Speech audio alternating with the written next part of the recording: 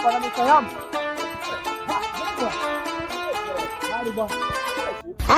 Safi bwana, karibu. Asante. Mbona hapa vipi tena? Bwana, nimetulia nyumbani hapa sasa hivi. Nipo kidogo kwenye kimpaji ngoma hichi na kufunga upepo. Bwana. Bwana.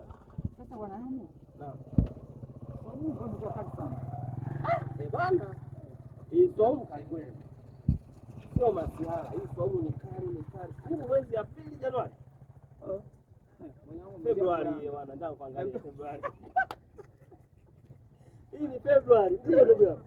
Pati habari wewe. Habari sana. Wewe kama kawa?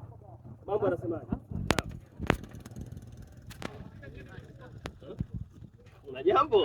Una jambo shehe kwa shule? Ndio.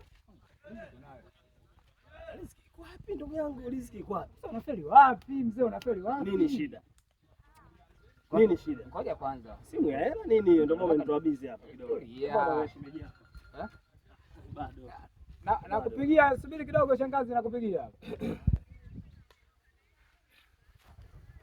Ndio. Basi nakutumia kwenye namba hii, nakutumia 5,000. Unaona bwana, huyu bwana shangazi mtoto shuleni huko anasumbua. Sawa. Sasa? Ndio. Shemeji sala.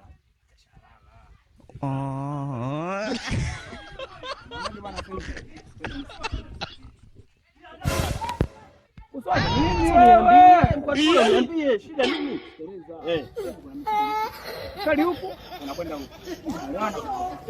Unakwenda huko. Unatoka Magoli State unakwenda Dunia. Unauliza mtu masaini sasa. Wewe usiulize mtu masaini. Nakusikiliza. Ndio.